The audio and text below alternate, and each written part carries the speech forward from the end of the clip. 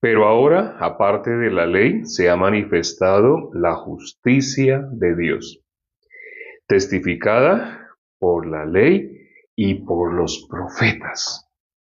Aquí está hablando lo más importante de la Biblia y que es contrario al ser humano, es la justicia de Dios.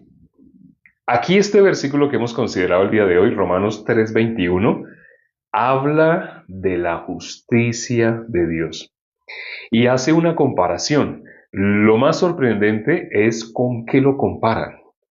Dice, aparte de la ley. Nombra dos cosas. Aparte de la ley, que se ha manifestado la justicia de Dios. Dos cosas opuestas. Aparte de la ley se ha manifestado la justicia de Dios, testificada por los profetas. ¿Cómo dice exactamente? Dice, pero ahora aparte de la ley se ha manifestado la justicia de Dios, testificada por la ley y por los profetas. La misma ley, aparte de la ley se ha manifestado la justicia de Dios. Pero, ¿cómo se ha sido testificada? ¿De qué manera? Así dice, ¿no? Dice el versículo, dice testificada. Aparte de la ley se ha manifestado la justicia de Dios. ¿Y cómo ha sido testificada la justicia de Dios? En la ley, en la misma ley se testifica de la justicia de Dios. Aparte de la ley se ha manifestado la justicia de Dios, testificada por la ley y por los profetas. Nuestro Señor Jesucristo, ¿cómo lo dijo? Cuando miramos el último capítulo de Lucas, Lucas capítulo 24, versículo 44, Jesús dice, era necesario que se cumpliera todo lo que está escrito de mí, en la ley de Moisés, en los salmos, en los profetas. ¿Cómo lo dice? ¿De qué otra manera aparece en la Biblia? En Hechos capítulo 10, versículo 43. Cuando el apóstol Pedro, hablando con Cornelio y con todos los que estaban en la casa de Cornelio, dice, de este, hablando de nuestro Señor Jesucristo, de este dan testimonio todos los profetas, que todos los que en él creyeren, que recibirán perdón de pecados por su nombre. Ahora, ¿qué es lo que estamos hablando el día de hoy? La justicia de Dios. La Biblia, acá en este versículo que hemos considerado hoy, Romanos 3:21, dice, aparte de la ley, ahora, aparte de la ley, se ha manifestado la justicia de Dios, testificada por la misma ley y por los profetas. La justicia de Dios. La justicia de Dios, ¿qué tiene?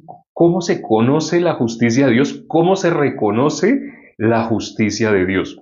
Lo dice claramente cuando el apóstol Pedro, predicándole a Cornelio, habla de nuestro Señor Jesucristo, dice, bueno, ¿y por qué tiene que ver la justicia de Dios con nuestro Señor Jesucristo? Si miramos el versículo 22 de Romanos 3, ahí lo aclara, ahí lo aclara. El versículo 22 que dice, la justicia de Dios por medio de la fe en Jesucristo.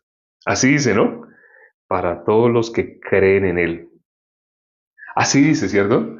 La justicia de Dios por medio de nuestro Señor Jesucristo. ¿Para quiénes? Para todos los que creen en Él. Ahora, las personas piensan que creer en Jesús es poner una cara específica, hacer una voz específica y decir, yo creo en mi Señor Jesucristo. Eso no es creer en Jesús. Creer en Jesús no es que una persona diga que cree. Eso no es creer en Jesús. ¿Cómo sabemos quiénes creen y quiénes no creen? Hay personas que no creen y curiosamente están bajo la ley. En esta columna está la ley.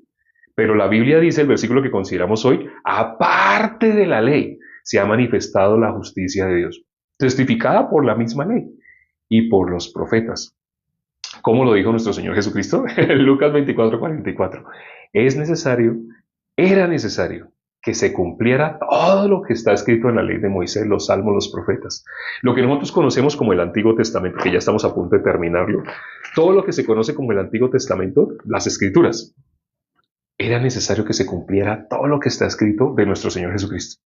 Hay personas que les decimos, cuando dicen que creen en Jesús, ¿cómo les demostramos que no creen en Jesús? ¿Cómo demostrarle a una persona que dice, no, yo creo en mi Señor Jesucristo? ¿Cómo le demostramos que no cree? Le decimos, muéstrame a nuestro Señor Jesucristo en el Antiguo Testamento. En el Antiguo Testamento no aparece la palabra Cristo, no aparece la palabra Jesús. Ahí que estamos viendo, la Biblia dice, nuestro Señor Jesucristo mismo lo dijo, era necesario que se cumpliera todo lo que está escrito de mí, en la ley de Moisés, los salmos, los profetas, lo que se conoce como el Antiguo Testamento. Era necesario que se cumpliera todo lo que está escrito de Jesús. Le decimos a la persona, muéstrame qué es lo que está escrito de Jesús. La mayoría de las personas no sabe.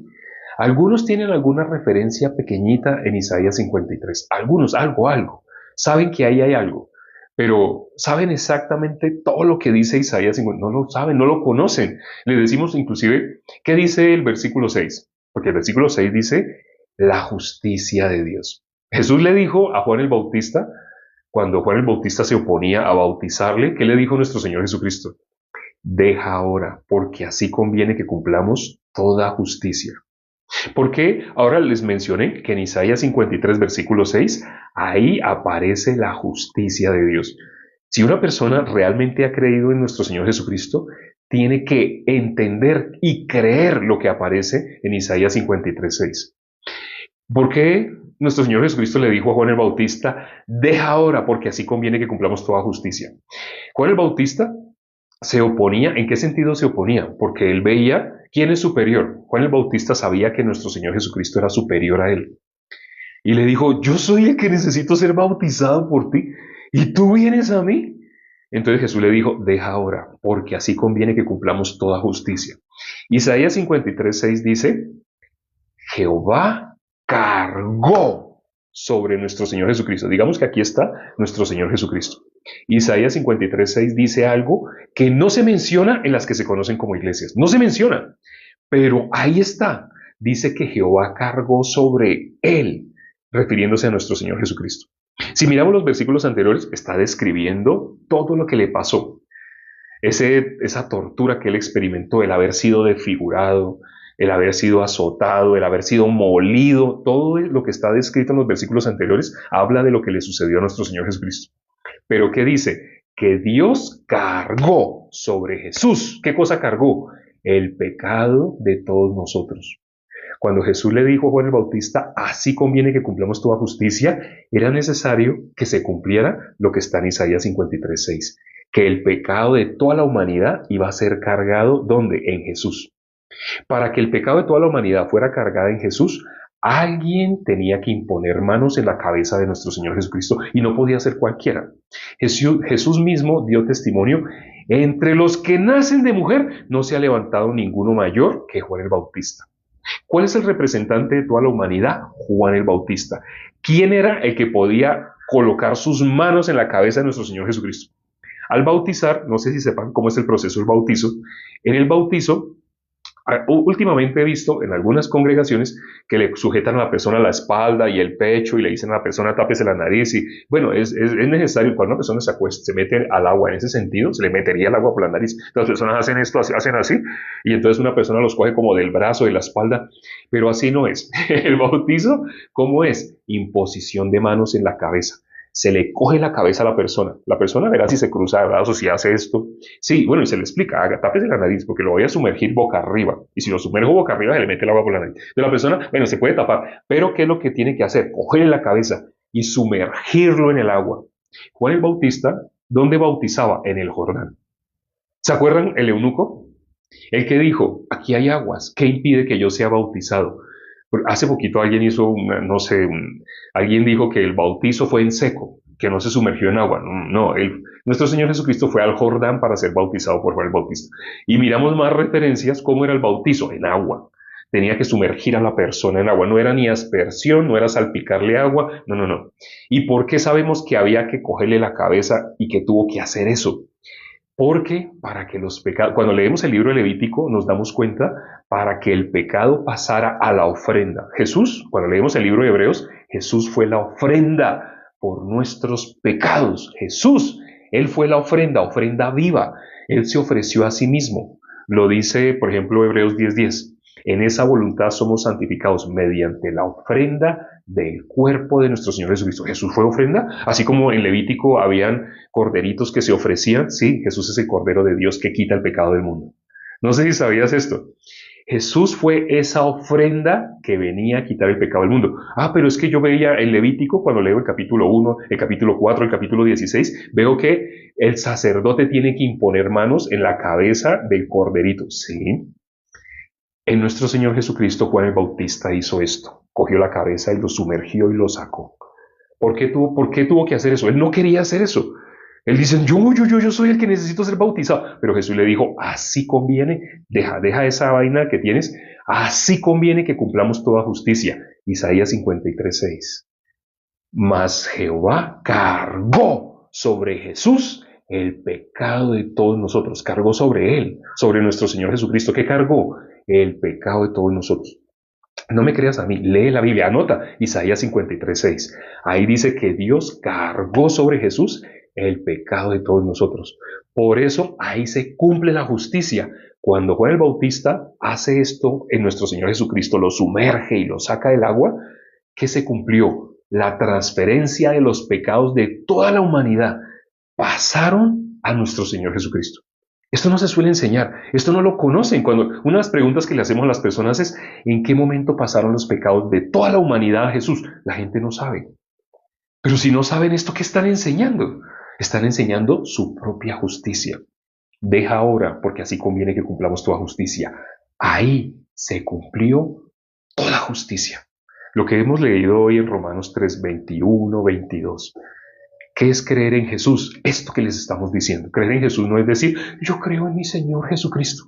Una persona que todavía se considera pecadora no sabe qué fue lo que hizo Jesús por el pecado de toda la humanidad. No lo conoce, no tiene ni idea. Pero hoy lo hemos expuesto de una manera directa. El que lo logre creer es justo, ya no es más pecador. Vamos a orar ya para terminar. Padre, gracias por este tiempo que nos permites para considerar tu palabra. Es hermoso y maravilloso meditar sobre lo que está escrito en tu palabra. Aquí podemos ver cuál es tu justicia. ¿Cuál es esa justicia que le dijiste a Juan el Bautista que era necesario que se cumpliera? A través de ese bautizo se iba a cumplir la justicia de Dios. La justicia de Dios que ha sido testificada por el profeta Isaías. Era necesario que nuestro Señor Jesucristo fuera bautizado, y no por cualquiera, tenía que ser por Juan el Bautista. Y él, cuando lo sumergió, cuando impuso manos sobre nuestro Señor Jesucristo, los pecados de todos nosotros pasaron a Jesús. Gracias, Padre, porque esto la gente no lo conoce. Por eso la gente dice que es pecadora. ¿Conocen la justicia de Dios? No la conocen. No tienen ni idea de a qué se refiere la justicia de Dios. Pero hoy, Padre, lo has transmitido de una manera clara. Quien no lo crea de esta manera, ¿de qué otra manera lo puede creer? Para que una persona no pueda escuchar es porque tiene sus oídos habituados al mal, es decir, a sus pensamientos, y sus pensamientos no le dejarían escuchar. Pero todo corazón humilde que escuche esta prédica inevitablemente va a poder recibir la salvación. Gracias, Padre, por tu sabiduría, por revelarla a personas tan inútiles como nosotros. Nosotros éramos merecedores de una cosa, de ir al infierno. Eso es lo que merecíamos, pero tú nos has mirado, nos has permitido conocer tu justicia para transmitirla a todo el mundo, para que todo el mundo conozca también tu justicia. Hemos orado y todo te lo hemos pedido en el nombre de nuestro Señor Jesucristo. Amén. Gracias a Dios por la palabra del día de hoy. Si quieres seguir escuchando el corazón de Dios, llegaste al lugar indicado. Aquí nunca te vamos a pedir dinero, no tenemos esa intención. Aquí nunca vamos a manipularte o a insinuarte o con palabras más o palabras menos hablarte de dinero. No, nadie puede servir a dos señores. Donde te piden dinero, donde quieren tu dinero y donde las predicaciones las van a amañar hacia el dinero, no te van a explicar lo que aquí explicamos. Aquí no tenemos ningún interés de lucro de parte tuya. No te vamos a manipular ni a pedir nada, ni a insinuarte nada de dinero. Aquí lo que queremos es que reciba la salvación. Nadie puede servir a dos señores. Si estás con Dios, nada que ver con el dinero. Si estás con el dinero, ya te apartaste de Dios. Aquí no queremos nada con el dinero. Aquí hay una separación total. Aquí nunca te vamos a hablar eso. En los otros lugares que se conocen como iglesias, necesitan pedirte dinero. Pues te van a pedir de alguna manera o de otra, pero nadie puede servir a dos señores. El que le sirve al dinero ya no tiene nada que ver con Dios, ya se ha corrompido. Nos vemos esta noche dentro de Viendo. Nos vemos. Chao.